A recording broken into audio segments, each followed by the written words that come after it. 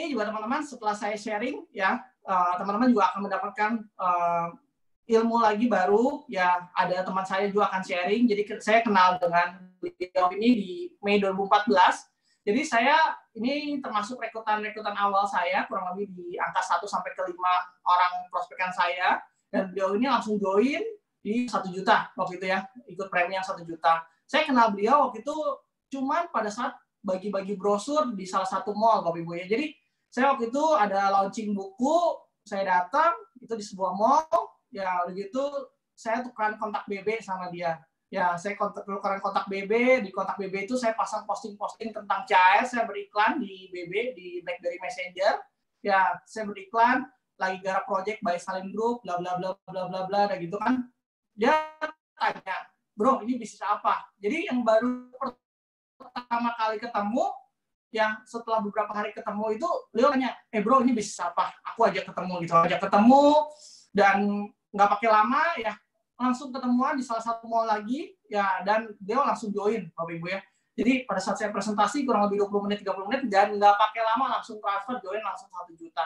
Nah, beliau saat ini sudah diposisikan agency, penghasilan beliau kurang lebih 100 jutaan setiap bulan, sudah bisa membeli mobil, bisa membeli rumah, dan teman-teman saya harap teman-teman juga bisa mengikuti nih 30 menit ke depan bersama beliau. Kita sambut Pak Budi Aji Pranata. Halo, selamat malam semuanya. Selamat malam Pak Yosep. Malam Pak. Siap, ya. Oke teman-teman, terima kasih Pak Yosep ya. Selamat malam semuanya, semoga dalam keadaan sejahtera, dalam keadaan sehat semua teman-teman. Nah, di sini saya akan sharingkan teman-teman ya, bagaimana berkomunikasi ya. Nah, ini sharing teman-teman, semoga bermanfaat ya. Nah, ini saya dapatkan banyak ilmu ya, memang Pak Yosep luar biasa, anak muda pada waktu itu usia 23 tahun, namun bisa menjadi crown tercepat dan termuda ya. Ya, karena memang komunikasi Pak Yosep juga luar biasa, saya banyak belajar dari beliau ya. Jadi kita akan sharing mengenai komunikasi ya. Oke, teman-teman, apakah slide-nya sudah terlihat teman-teman? Sudah Pak. Oke, baik, siap ya. Ini di slide saya teman-teman. Sebenarnya teman-teman ketika sekolah saya juga nggak pinter banget gitu kan, dan teman-teman yang sukses di 3 Networks, Crown Agency, para Crown Agency, kita yakin mereka dari berbagai latar belakang teman-teman. Dan ada satu kesamaan Bapak Ibu, Crown Agency semuanya punya cara komunikasi yang luar biasa ya. Jadi saya banyak belajar dari Crown Agency dan luar biasa mereka dalam komunikasi ya. Di sini saya mau sharing mengenai komunikasi. Jadi sebenarnya komunikasi adalah teman-teman bukan tentang kita, tapi tentang bagaimana membuat orang lain penting, ya kan? Membuat orang lain penting. Bisnis bisa berjalan kalau orang percaya kepada kita, ya. Bisnis bisa berjalan kalau orang percaya kepada kita. Nah, bagaimana orang bisa percaya kepada kita? Kita harus disukai dulu oleh orang-orang gitu ya. Nah, bagaimana caranya kita disukai? Ya, kita jadi orang yang membuat orang lain penting, ya, seperti itu. Nah, ini teman-teman ada 3 tips sederhana bagaimana membuat orang lain penting, ya. Nah, yang pertama, Bapak Ibu, kita sebut nama dengan benar, ya. Jadi kalau ketemu orang, ya, teman-teman sendiri nih, kira-kira teman-teman kalau ngobrol sama orang, ya, kemudian orang itu menyebut nama teman-teman dengan salah, atau teman-teman menulis di WhatsApp namanya salah, ya, disapanya ya harusnya Budi, ya, disebut Hudi, ya. Tentu saja kurang pas, ya. Kenapa teman-teman? Sebenarnya nama orang itu adalah kata yang paling indah di dalam hidupnya. Kenapa? Ya karena nama itu diberikan oleh orang tuanya, seperti itu. Jadi yang pertama-tama adalah kita belajar menyebut nama dengan benar. Siapapun itu kita mencoba untuk menyebut namanya dengan benar. Nah, misalkan nih baru ketemu orang pertama kali dan kita nggak yakin namanya siapa, karena ejaannya sulit. Ya, kita tanya ulang aja, oh, mohon maaf Pak, namanya siapa? Ya, oh, Trasi Pak ya, oh, baik, Trasi Pak ya, oke Pak Trasi, baik, senang ketemu dengan Anda ya. Jadi Bapak Ibu sebut nama dengan benar, ya, gitu. Jadi misalkan nih Anda dipanggil Bro, Mas, ya. itu memang keren ya, namun lebih enak kalau dipanggil nama ya. Itu. Jadi sebut nama dengan benar. Yang kedua Bapak Ibu, ini sangat jarang terjadi, yaitu kita sebagai network marketing kan, ya kebetulan saya sudah di dunia marketing ini kira-kira teman-teman sudah 11 tahun, jadi saya 5 tahun di farmasi, kemudian 6 tahun di 3 Networks. Jadi di sini saya belajar bahwa sedikit sekali orang yang mau jadi pendengar. Dan sebenarnya ketika kita mau menyampaikan kepada seseorang, ya ada baiknya kita menjadi pendengar yang baik ya. Pendengar yang baik. Ada 5 tips jadi pendengar yang baik, teman-teman. Ya, yang paling gampang, teman-teman, gampang banget kita mengangguk-anggukkan kepala. Ya. Kenapa? Karena orang itu senang kalau dia didengarkan dengan baik dan kita mengerti. Oh ya Pak, baik-baik. Ya, mengangguk-angguk kepala. Ya. Kenapa kita mengangguk-angguk kepala, Bapak Ibu? Karena kita bukan orang India ya. Kalau orang India kan gini-gini Bapak Ibu ya. Tapi kalau orang Indonesia adalah mengangguk-anggukkan kepala. Tapi perlahan saja mengangguknya Bapak Ibu ya. Jangan berlebihan kayak ini. Burung pelatuk. Oh ya, ya, ya. Jadi kita angguk-anggukan kepala. Oh, baik Pak, paham maksudnya itu ya. Ya. Nah, itu Bapak Ibu ya, angguk kepala. Coba deh Bapak Ibu. Kalau Anda jadi pembicara di depan, ya, kemudian pesertanya mengangguk-anggukkan kepala. Anda senang nggak Bapak Ibu? Senang kan? Nah, itu. Jadi buat yang berbicara senang. Oh, ya, ya, ya. Dia menghormati ya. Kemudian Bapak Ibu, tips yang kedua adalah jadi pendengar adalah menatap matanya Bapak Ibu ya. Kadang-kadang seperti ini. Contohnya saya bicara sama anak saya, Jason. Jason masih 5 tahun. Ya, 5 tahun masih 100 cm lah ya. Jadi ketika saya bicara itu kadang-kadang dia harus nengok ke atas apa gitu kan. Nah, kita coba untuk cari matanya sama Bapak Ibu. Matanya sejajar, saya berlutut dan ngomong sama dia. Itu lebih enak Bapak Ibu ya. Jadi kalau Anda belum biasa menatap mata, ya tatap daerah dahinya Bapak Ibu, ya itu akan membuat kita pede dan nggak takut, ya. Kenapa menatap mata? Ya sopan Bapak Ibu, ya. Coba Anda lagi ngobrol sama orang, orangnya nggak lihat Anda, tapi lihat burung, misalkan gitu kan. Anda ngomong, dia lihatnya ke burung gitu, ya. Jadi ya Anda juga berpikir, ya ketika diajak ngobrol, ya tatap mata orang, ya, gitu. Nah. Jadi pendengar yang baik Bapak Ibu. Yang ketiga itu simple, mencondongkan kepala ke depan Bapak Ibu ya. Contohnya, oh gitu ya Pak ya, mencondongkan, oh iya ya. Nah kayak gitu ya. Yang keempat Bapak Ibu, jadi pendengar yang baik adalah katakan ketika dia mengungkapkan sesuatu yang luar biasa, kita jawab, oh begitu ya. Oh, jadi kita di situ benar-benar respect sama orang itu Bapak Ibu. Jadi kita benar-benar jadi pendengar yang baik gitu ya. Yang kelima adalah jangan memotong pembicaraan ya. Jadi ketika ada orang ngomong dengerin dulu sampai selesai dia ngomong apa. Karena kalau kita potong pun, misalkan seseorang lagi ngomong ya kan, dan saya potong gitu, orang itu nggak akan dengerin saya. Kenapa? Ya dia lagi ngomong ya, potong. Apalagi berdebat Bapak Ibu ya. Jadi cara terbaik untuk bisa menghindari permasalahan adalah jangan berdebat ya. Kita menang debat tapi kalau dia nggak jadi teman bagaimana ya kan? Satu lawan terlalu banyak ya, 1000 kawan terlalu sedikit. Jadi kita usahakan semua orang jadi kawan kita. Jadi itu Bapak Ibu tips kedua adalah jadi pendengar yang baik. Jadi ketika kita ketemu calon mitra atau ketemu mitra kita atau ketemu leader, saya belajar bagaimana caranya mendengar dulu. Oh dengerin, oh seperti itu gitu ya. Ya itu Bapak Ibu tips-tipsnya. Kemudian yang ketiga adalah ada cara memberi pujian yang gratis. Kenapa saya bilang memberi pujian yang gratis Bapak Ibu? Karena ketika kita memuji orang, gratis kok ya. Jadi kita kasih dengan murah hati Bapak Ibu. Cuma pujiannya itu adalah pujian yang natural, bukan sanjungan ya Bapak Ibu ya. Beda dengan pujian dan sanjungan, bedakan ya. Kalau sanjungan orangnya bisa jadi nek gitu kan, gitu ya. Jadi pujian sesuatu yang benar-benar natural ya. Contohnya memuji yang natural, oke ya. Kita bisa memuji perilakunya Bapak Ibu ya. Contoh nih, weh Pak Frans, ya. Saya perhatikan Pak Frans ini selalu on time, ya kan? Nah, itu Bapak Ibu. Itu kita kasih pujian ketika dia sesuatu. Oh, Pak Frans, saya perhatikan on time ya. Oh, Bu Esther Paulus on time ya, gitu. Itu bentuk pujian Bapak Ibu, ya. Yang kedua Bapak Ibu mungkin dalam bentuk pakaian, ya. Kita memuji penampilan orang, ya. Contohnya, wah malam ini luar biasa nih, ya. Baju ya sama latar belakangnya Pak Frans sangat cocok. Nah itu, oh celana sama sepatunya Pak Frans cocok gitu ya. Jadi kita berusaha untuk memuji orang yang real, yang terjadi gitu ya.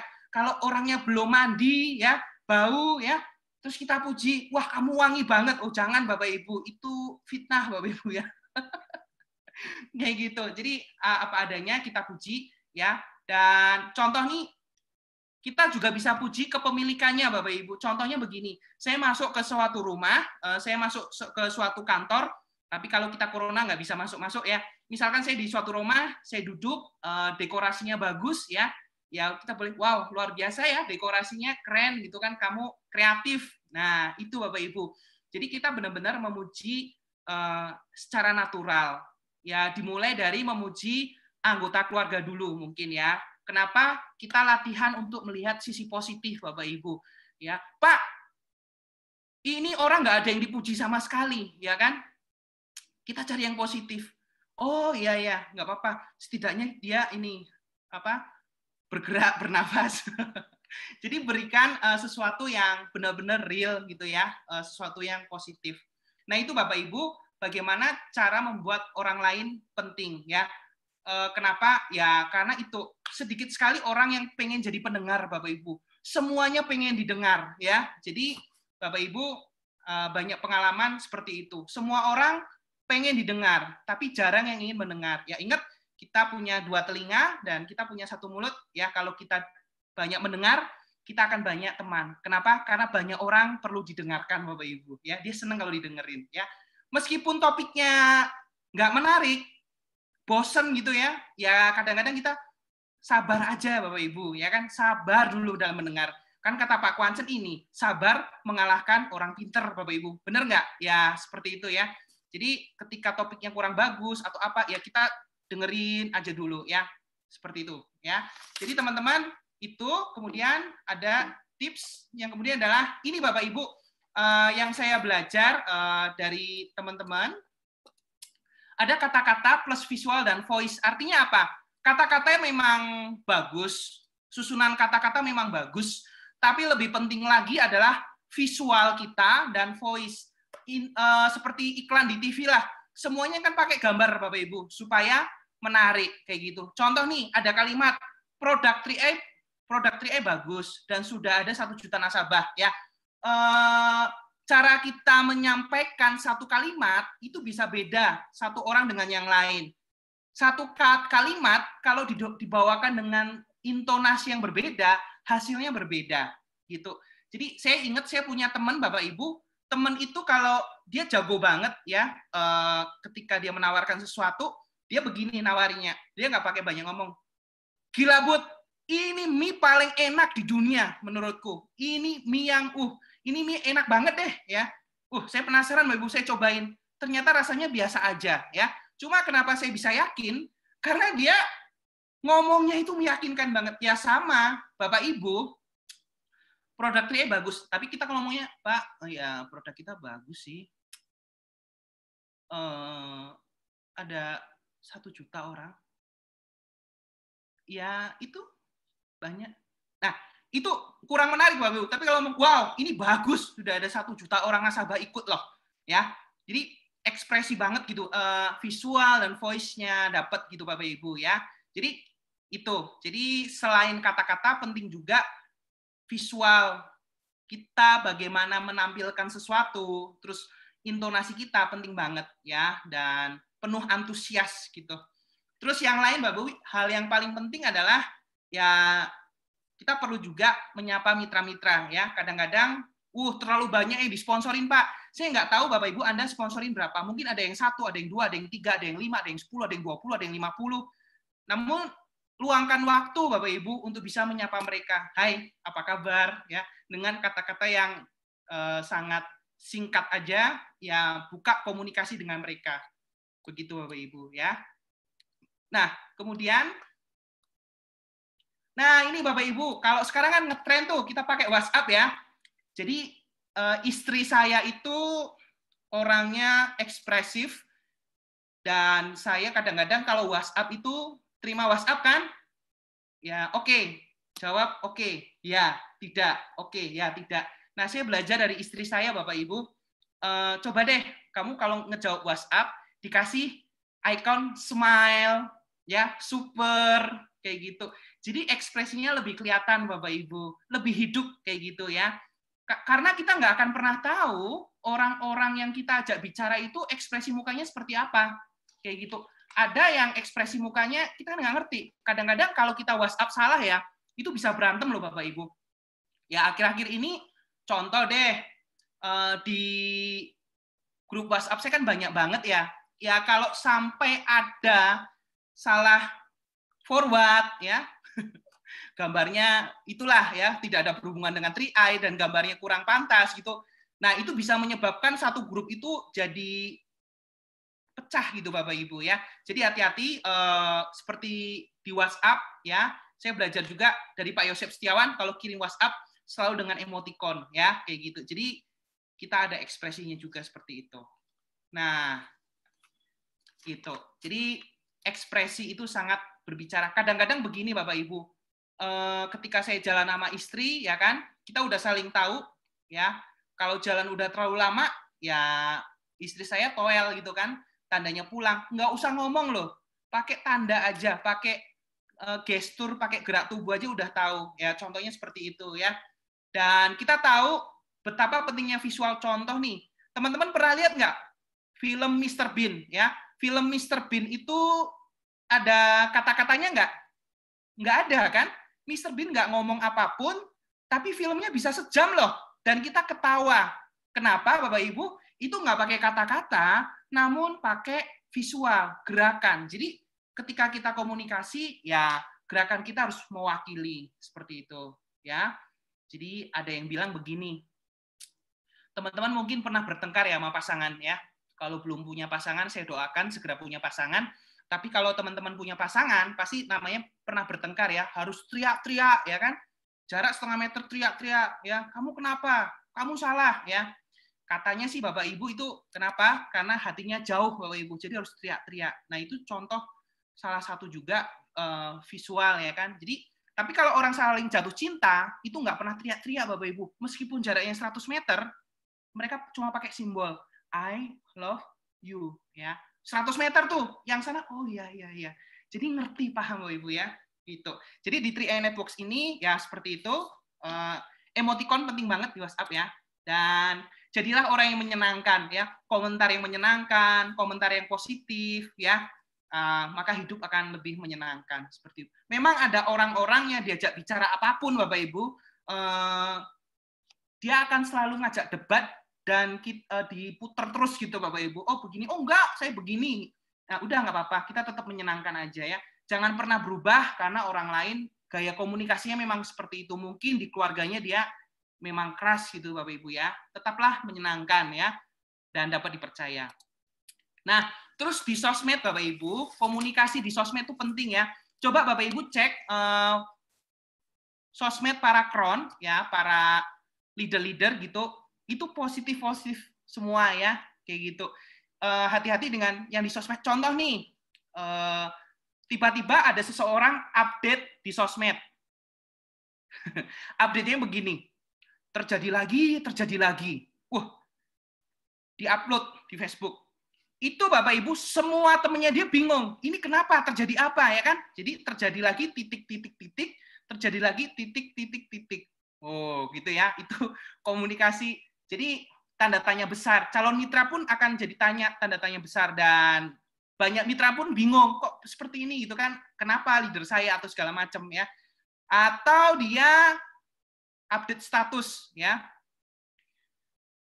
Akhirnya titik. Wah, luar biasa Bapak Ibu. Statusnya adalah akhirnya titik. Itu seluruh dunia tanda tanya. Dia kenapa itu akhirnya?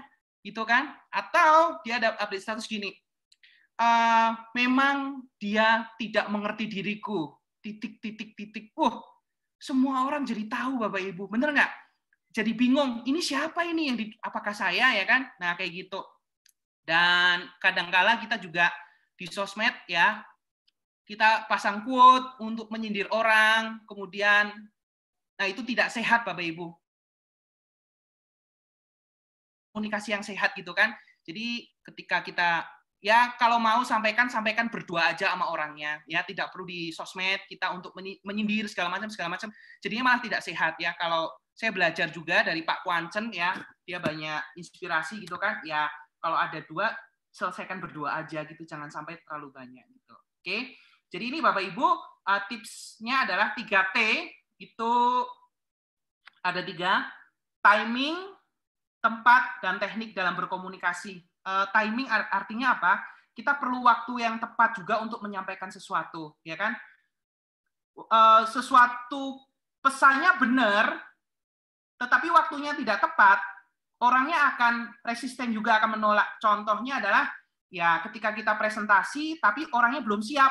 Ya contohlah, orangnya lagi pusing, pikirannya pusing, ya kan? Atau dia lagi ada masalah sama teman, atau dia belum siap. Artinya dia lagi sibuk gitu kan, lagi buru-buru, lagi sakit perut Bapak Ibu, ya. Anda paksa presentasi, itu pun nggak tepat ya. Pesan Anda benar, Anda mau presentasi, tapi waktunya tidak tepat ya. Jadi pilih waktu yang tepat ya. Kalau pesannya tepat, waktunya tepat, itu successful ya, sukses. Yang kedua adalah tempat Bapak Ibu. Ya, contohnya kita kalau mau presentasi orang atau kita mau komunikasi sama tim kita atau leader, perhatikan tempat juga Bapak Ibu. Apakah tempat itu memungkinkan untuk kita untuk bisa komunikasi, ya kan? Berisik enggak, segala macam. Nah, itu ya. Yang ketiga adalah teknik. Jadi teknik di sini artinya Bapak Ibu harus banyak bertanya tekniknya ya. Mungkin ada banyak kasus selama ini, ada kasus-kasus ya kan. Ya kita boleh pembicaraan dengan orang mulai dengan bertanya ya kan. Oh ya, gimana ya? Saya dengar kamu kemarin ada kesulitan ya, kendalanya di mana? Ya, kita mulai dengan bertanya ke orang itu. Ya, jangan sampai kita ketemu orang, langsung kita ngomong, oh, kamu melakukan kesalahan ini ya. Nah, itu orang kan kesian banget Bapak Ibu. Kita nggak perlu sampaikan begitu sama orang, tapi tanya, oh ya, teknik bertanya seperti apa? Ini 3T. Nah, kemudian Bapak Ibu, ini saya belajar banyak ya, 5M ya. Ini salah satunya saya belajar banyak dari Pak Kwancen ya. Ini luar biasa banget. Yang pertama adalah hindari 5M Bapak Ibu, mengeluh ya. Mengeluh akan apapun ya. Usahakan Bapak Ibu, karena mengeluh itu menyedot energi Bapak Ibu ya. Jadi ketika ada teman Anda yang mengeluh, ya lebih baik setelah itu Anda dengarkan yang positif-positif ya. Karena satu keluhan itu harus ditutup dengan 7 hal positif Bapak Ibu. Kenapa? Kalau kita si A ngeluh, B ngeluh, ya kita harus banyak menjadi yang positif kayak gitu ya. Jadi ya mengeluh, kalau ada orang mengeluh kita dengarkan kan, kita juga harus mengasihi gitu. Cuma kita sendiri perlu antidotnya, dengarkan yang positif, datang ke Zoom gitu kan. Nah, yang kedua Bapak Ibu adalah kebiasaan melemahkan. Kadang-kadang kan ada orang nih ya kan, sudah aduh aku nggak bisa nih ya Pak gitu kan, dan ada yang bilang masa seperti itu aja nggak bisa ya kan. Nah, Bapak Ibu mungkin bagi kita biasa kalimat itu, cuma untuk orang lain kadang-kadang itu sangat melemahkan Bapak Ibu ya. Kayak gitu. Jadi killer statement ya, statement pembunuh. Ingat kita harus menguatkan gitu ya. Nah, yang ketiga menggosipi Bapak Ibu. Artinya apa? Hindari sebisa mungkin ya membicarakan orang ketiga Bapak Ibu ya. Ini saya sangat belajar dari Pak Kwancen ya, ketika kita ngobrol, oh ya Pak, ya kita bahas, kita berdua aja gitu kan. Kalau ada orang lain ya nanti saya ngomong ke orang lainnya. Jadi intinya Bapak Ibu, kalau ada orang mau ngomongin orang lain, lebih baik Anda ganti topik. Kayak gitu. Oh, kita ngomongin kita aja deh, ya kan? Kenapa Bapak Ibu? Kalau orang itu ngomongin orang lain, bisa jadi dia ngomongin Anda di tempat orang lain loh. Kayak gitu. Jadi sebisa mungkin kita jangan gosipin orang. Ya, kita ngomong lurus aja Bapak Ibu, ide bisnis seperti apa, ya kan? Malah kalau ngomongin orang lain, ya jadinya kita nggak fokus sama tujuan, ya. Apalagi seperti itu ya. Jadi kita nggak fokus ke tujuan aja. Yang keempat Bapak Ibu, mengkritik Karena tidak ada satu orang pun pengen dikritik, Bapak Ibu. Sebenarnya tidak ada yang pengen dikritik. Mengkritik itu seperti ini, Bapak Ibu. Mengkritik itu kayak orang supir lagi nyetir, kemudian ditanya macam-macam ya sama orang-orang. Nah, itu mengkritik seperti itu. Artinya apa? Membuat orang nggak nyaman, membuat orang nggak fokus. Jadi lebih baik kalau ada, jangan dikit-dikit kritik, jangan dikit-dikit kritik. Tapi kalau ada pertanyaan, Pak, bagaimana caranya saya mengkritik orang? Itu ada caranya, Bapak Ibu ya. Namanya hamburger ya. Artinya apa? Puji dia dulu, masukin kritikan, baru puji dia lagi. Sehingga dia pun nggak kerasa itu kritikan, tapi itu sebagai masukan. Luar biasa ya, Bapak.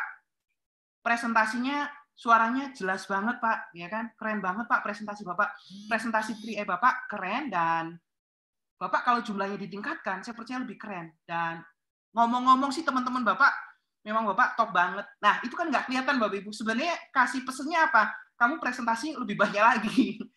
Mungkin dia presentasi masih sedikit, gitu kan. Tapi kalau kita kritik, oh presentasimu dikit banget, ya mungkin orang akan sakit ya. Dan kritik itu kadang sering tidak membangun Bapak Ibu. Kalau dibandingkan dengan pujian lebih banyak gitu ya. Jadi hindari sering mengkritik ya. Kalau mau kritik pun pakai cara yang menyenangkan sehingga orang bisa terima. Yang kelima adalah membandingkan. Jadi stop membandingkan Bapak Ibu. Jangan bandingkan A dengan si B, B dengan si C. Tidak ada orang yang ingin dibandingkan Bapak Ibu. Pernah dengar nggak Bu cerita ini? Bagi yang single-single ya, ini cerita ini bisa buat penyelamat ya. Orang ibu-ibu ngajak anaknya yang masih single ke pernikahan dan dia dibilang, tuh, kapan kamu kawin? Kapan kamu nyusul? Ya, itu udah nikah. Ya, pernikahan kedua, pernikahan ke orang lain, ya kan ditanya, tuh, temenmu udah nikah, kapan mau nyusul? Bener nggak? Nah, tiba giliran Bapak Ibu ya, ada berita duka, ada nenek-nenek meninggal. Ya, ibu ini ngajak anaknya juga. Ya, jadi ketika dia berdoa di depan petinya, anaknya tanya ke ibunya, ya, kapan ibu nyusul? Jadi gitu Bapak Ibu, jangan bandingkan satu dengan yang lain karena pasti punya kelebihan kekurangan ya, gitu. Jadi bandingin kamu seperti ini dong, nggak bisa Bapak Ibu ya, gitu. Dan ini Bapak Ibu ada 3A, ini adalah atensi, apresiasi, afirmasi ya. Ini sudah mau penutup, artinya apa 3A ini? Atensi adalah intinya dalam berkomunikasi kita adalah ingin memberi perhatian ke orang itu, kasih atensi ya. Apa kabar? Sehat? Sakit. Oh ya mitramu yang kemarin meninggal gimana UP-nya, sampai mana prosesnya ya kan, saya bisa bantu seperti apa. Atensi Bapak Ibu, ada perhatian ya. Gitu. Yang kedua adalah tujuan komunikasi, apresiasi Bapak Ibu. Tangkap basah orang itu melakukan kebaikan dan puji ya. Wow, luar biasa kamu, mantep banget ya. Penampilan kamu sekarang udah keren, rambut udah keren ya kan. Pokoknya kamu tambah keren deh sekarang. Kayak gitu. Jadi apresiasi, hindari mengkritik. Yang ketiga adalah afirmasi, artinya adalah memang kasih pernyataan penguatan. Wow, kamu memang mantap. Itu Bapak Ibu. Kadang-kadang satu kata ya, itu bisa mengubah dunia orang Bapak Ibu. Satu kata itu dia butuhkan untuk dia bertahan Bapak Ibu, untuk dia bisa berjuang Bapak Ibu. Lanjutkan kayak gitu ya. Afirmasi, kamu pasti bisa. Kenapa? Kata-kata itu cuma 3 kata Bapak Ibu, tapi itu bisa menghidupkan banget gitu, memberikan semangat ke orang lain ya, seperti itu. Jadi ini Bapak Ibu penutup di sini The Rice Experiment. Mohon maaf bahasa Inggris saya Inggris Kraton ya, mungkin mengejaannya nanti. Bapak Ibu silahkan cari di Google, itu ada namanya Rice Experiment ya, eksperimen beras ya. Ini dilakukan oleh orang Jepang, Masaru Emoto ya. Jadi teman-teman bisa cari di Google, itu banyak banget videonya Bapak Ibu. Yang terjadi apa? Ada beras yang sudah dimasak, ya, dibedakan ada dua gelas. Gelas pertama dan gelas kedua. Ya. Beras yang di gelas pertama, itu selalu kita perkatakan yang buruk-buruk Bapak Ibu. Ya. Dan beras yang di gelas kedua, kita selalu puji dia. Katakan I love you. Terus yang satunya I hate you, I love you, I hate you. Dan ini sudah dicoba oleh banyak orang. Anda pun bisa coba sendiri di rumah ya. Jadi beras sudah dimasak, taruh di 2 gelas yang berbeda. Setelah 3 minggu, Bapak Ibu, beras yang kita puji-puji, kita kasih penguatan, berasnya itu masih bagus. Ya, keduanya mau basi lah, keduanya basi. Cuma yang kita kasih kata I love you, I love you, I love you, itu penampakannya lebih bagus daripada beras yang kita bilang I hate you, aku benci kamu ya. Jadi Bapak Ibu, kata-kata punya energi. Kata-kata kita punya energi ya. Jadi saya encourage teman-teman bisa sapa mitranya satu persatu ya, japri ya. Japri dan katakan apa kabar ya, tanya. Oke, kasih sesuatu yang positif Bapak Ibu ya. Kalau di grup udah biasa Bapak Ibu. Cuma Anda katakan secara personal ya. Bangun hubungan dan perkatakan yang positif ya. Nanti cari di Google ini ada. Jadi kata-kata kita punya suatu daya ya, bisa menghancurkan atau bisa menghidupkan. Itu kira-kira dari saya, Pak Frans dan Bu Esther. Ini akan dibantu jawab oleh Pak Budi Aji ya, dari Pak Ari Praptono. Bagaimana sikap kita pada mitra yang selingkuh dari 3i Networks dan menjelek-jelekan 3i tapi masih mau bonus di 3i? Oke. Pertanyaan dari Pak Ari Praptono ya. Ya, betul. Ya, mungkin teman-teman bukan hanya mitra ya. Mungkin leadernya juga sudah pada hilang ya. Kadang-kadang kan banyak tuh mitra hilang atau leader hilang ya. Jadi saya bersyukur ya ada Pak Yosef Setiawan yang sangat fokus ya. Meskipun ya ada leader-leader di atas yang berpindah seperti itu. Jadi intinya adalah ikuti, tetap fokus, ini adalah bisnis kita. Ini bisnis saya, seperti itu. Ya, isunya adalah bagaimana kita bisa membahagiakan keluarga. Dan reaksi orang kan kita nggak bisa kendalikan ya. Yang bisa kita kendalikan adalah diri kita. Seperti itu kira-kira, Bu Esther ya. Oke. Baik, Pak Budi Aji. Ya. Singkat, padat, dan jelas ya. Pertanyaan terakhir ini datang dari Sumedang, Pak Afan Supandi. Pertanyaannya adalah, bagaimana cara prospek orang yang sudah punya penghasilan besar, sedangkan pandangan mereka dikar uang kecil? Kalimat apa yang paling cocok, Pak? Oke, nah jadi teman-teman, saya punya beberapa pengalaman. Ya, saya akan ceritakan pengalaman saya bagaimana closing orang yang udah punya posisi dan punya penghasilan. Setiap orang itu punya pola pikir masing-masing ya. Ada pula orang yang sudah punya banyak duit, itu pola pikirnya macam-macam.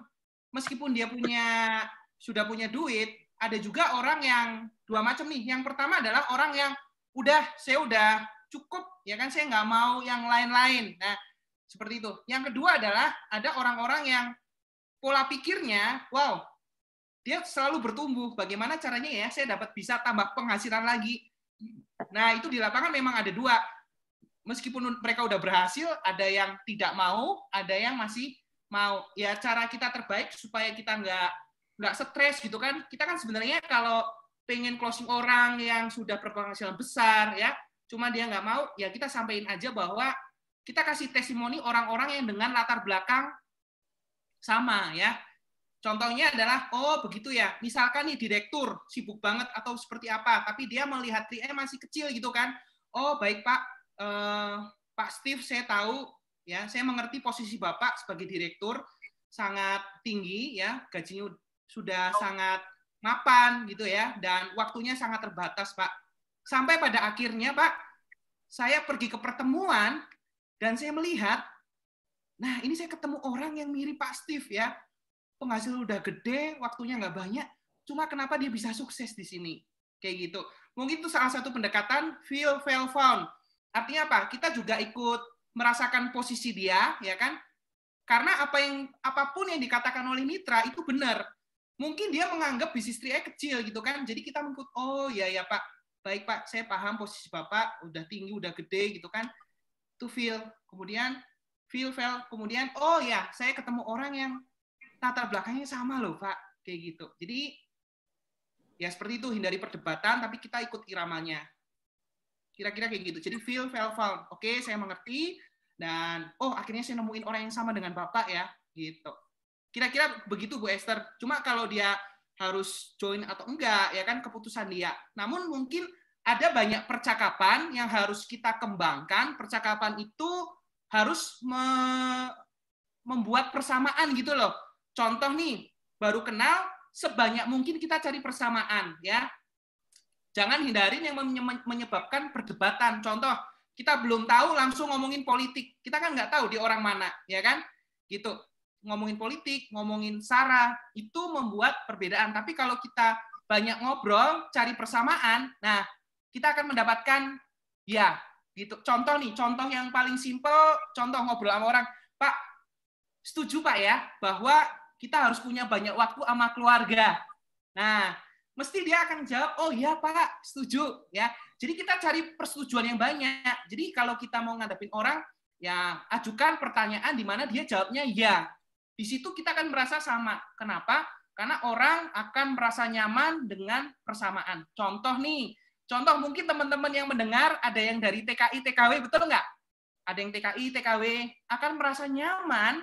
Contoh nih TKI di Malaysia, akan ketemu dengan TKI di Malaysia. Dan dia nggak akan tanya lagi, kamu Indonesia mana? Tapi dia bilang, kamu dari Indonesia? Iya, saya dari Indonesia. Itu mulai nyambung. Kenapa?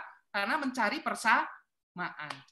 Kayak gitu. Ya, jadi teman-teman kita cari persamaan dengan orang. Misalkan tadi dengan Bapak di Sumedang ya, itu pertanyaannya luar biasa bagus Pak.